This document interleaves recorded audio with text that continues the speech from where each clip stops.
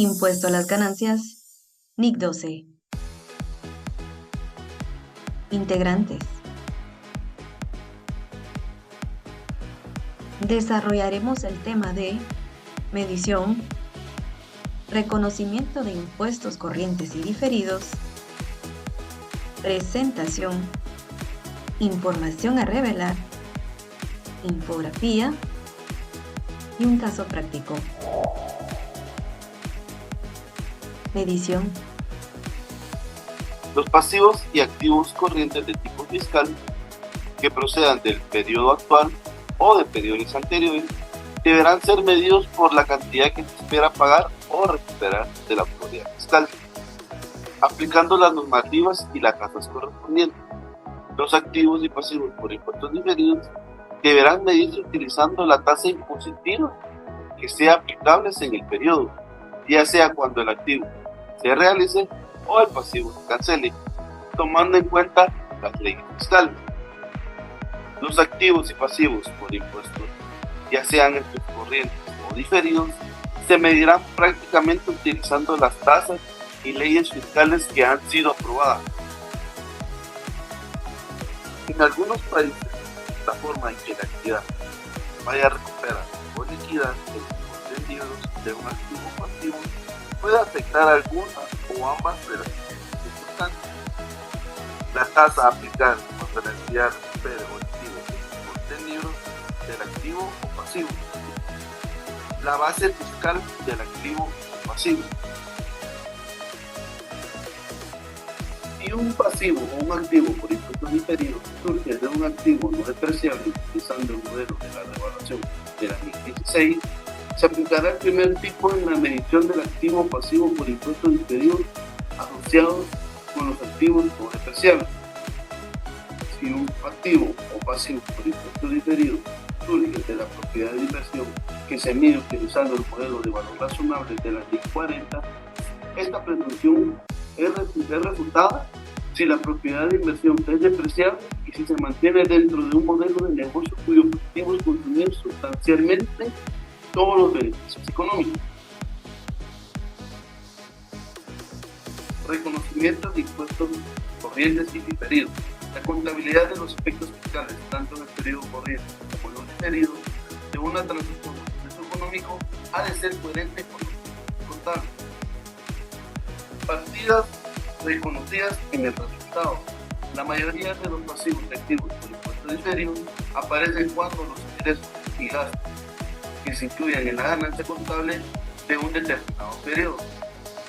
Partidas reconocidas fuera del resultado.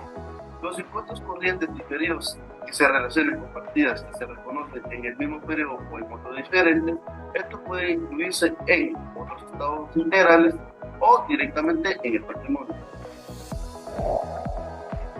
Los impuestos corrientes y los impuestos diferidos que se relacionan con partidas que se reconocen en el periodo fuera, pero fuera del resultado, se reconocen en otro resultado integral y directamente en el patrimonio.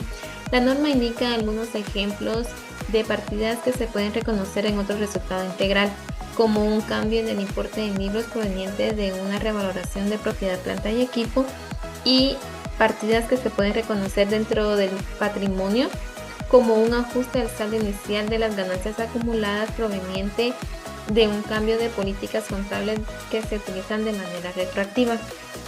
En algunas circunstancias no puede determinarse el importe de los impuestos diferidos ni corrientes. La norma nos da algunos ejemplos, como cuando existe una escala progresiva en el impuesto a las ganancias y la tasa es imposible de determinar, cambio en la tasa impositiva que afecta a los activos y pasivos de impuestos corrientes con relación a la partida que se reconoce fuera de resultado, y una entidad determine que un activo por impuesto diferido debe reconocerse o bien debe de darse de baja por su valor total. Impuestos diferidos que surgen de una combinación de negocios. En una combinación de negocios puede darse lo que son diferencias temporarias, y en la NIF 3 permite que una entidad pueda reconocer activos resultantes de impuestos diferidos siempre y cuando cumpla con las características establecidas dentro de la norma, y pasivos resultantes de impuestos diferidos. Ambos se reconocen como activos y pasivos que son reconocidos dentro de la fecha de su adquisición, excepto cuando los pasivos resultantes de impuestos diferidos surjan del reconocimiento inicial de la plusvalía, no se podrán reconocer.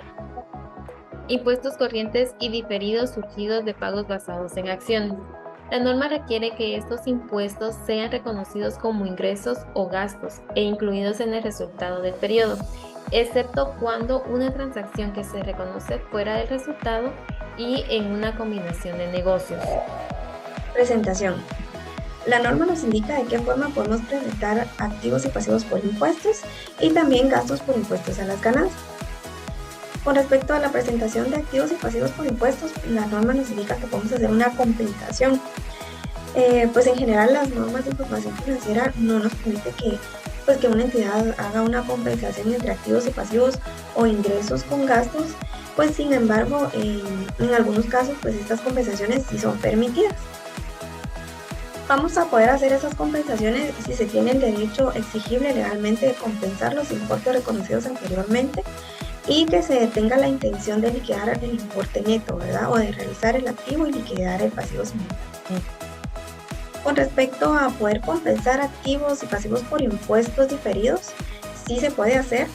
Sin embargo, la norma nos indica que se pueden hacer si se tiene reconocido legalmente el derecho de compensar estos activos corrientes contra pasivos corrientes por impuestos, y si los activos por impuestos diferidos y los pasivos por impuestos diferidos se derivan del impuesto de las ganancias correspondientes y que son de la misma autoridad fiscal. Con respecto a los gastos por impuestos a las ganancias, la norma nos indica que los gastos pues, se deben de presentar en el resultado del periodo y otros resultados integral, y las diferencias de cambio por activos o pasivos diferidos en moneda extranjera pues se van a presentar en el estado de resultados integral. Sin embargo, pues estas diferencias pueden clasificarse como gastos por impuestos diferidos si se considera que esa presentación es más útil para los usuarios de los Estados Unidos. Información a revelar. Los componentes principales del gasto e ingreso por el impuesto de las ganancias se revelará por separado los estados financieros. Los componentes de gasto e ingreso por el impuesto de las ganancias pueden incluir gastos o ingresos por impuesto corriente, cualesquiera ajustes reconocidos en el periodo para aquel impuesto corriente de periodos anteriores, el importe de gasto e ingreso por impuestos diferidos relacionados con el nacimiento y reversión de diferentes temporarias, el importe de gasto e ingreso por impuestos diferidos relacionados con cambios en las tasas fiscales o con la aparición de nuevos impuestos. También dice que los que no están reconocidos en periodos anteriores que sean utilizados para reducir gastos por el impuesto del presente periodo. También puede incluir los que no están reconocidos en periodos anteriores que se han utilizado para reducir el gasto por impuestos diferidos. El impuesto diferido surgido de la baja o la reversión de bajas anteriores de saldo de activos por impuestos diferidos. Y por último dice que también se puede incluir el importe de gasto e ingreso por impuestos relacionados con los cambios en la política contable y los errores que se han incluido en la determinación del resultado del periodo, de acuerdo a la NIC 8. Una entidad dice que debe revelar el importe de activos por impuestos diferidos, así como de la naturaleza de la evidencia que apoya su reconocimiento, cuando la realización del activo por impuesto diferido depende de la ganancia fiscal futuras por encima de las ganancias surgidas de la reversión de las diferentes temporarias imposibles actuales.